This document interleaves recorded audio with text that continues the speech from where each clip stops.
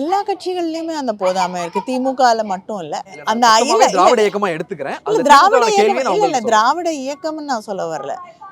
நீங்க தேசிய கட்சிகள் எடுத்துக்கிட்டீங்கன்னா கூட அதுல ஒரு சில கட்சிகளை தவிர மிகப்பெரிய ஒரு போதாமை இருக்கு. அதனால தான் இப்போ 50% பெண்களுக்கு இடஒதுக்கீடுன்னு சொன்னப்புறம் தான் உள்ளாட்சிகள்லயே அவங்களுக்கு வாய்ப்புகள் வழங்கப்படுது. அதே போல தான் வந்து இந்த 33% அது வந்து நிஜமாக மாறும் பொழுது தான் பெண்களுக்கான ஒரு வாய்ப்புகள் அரசியலிலே வழங்கப்படுமே தவிர நிச்சயமாக அது வரைக்கும் வந்து மற்ற எல்லா இடங்கள்லையுமே பெண்களுக்கு அது போராட்டமாக தான் இருக்குது. ஒரு நீங்கள் ஜேர்னலிசம் எடுத்துக்கோங்க.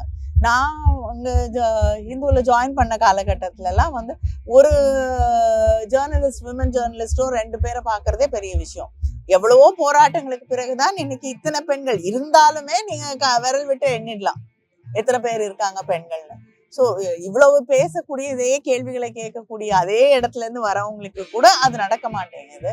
அப்படிங்கும் போது அரசியல் இன்னும் வந்து ஒரு பவர் இருக்கக்கூடிய ஒரு இடத்துல அதை பகிர்ந்து கொடுப்பதற்கு வந்து நிச்சயமாக ஆண்களே இருக்கக்கூடிய பழகிய ஒரு இடத்துல இருந்து நடக்கிறது வந்து சாத்தியம் இல்லாத ஒன்றுதான். அதனால அதுக்காகத்தான் 33% இடஒதுக்கீடு வரும் பொழுது அது நிச்சயமாக சாத்தியமாகும்.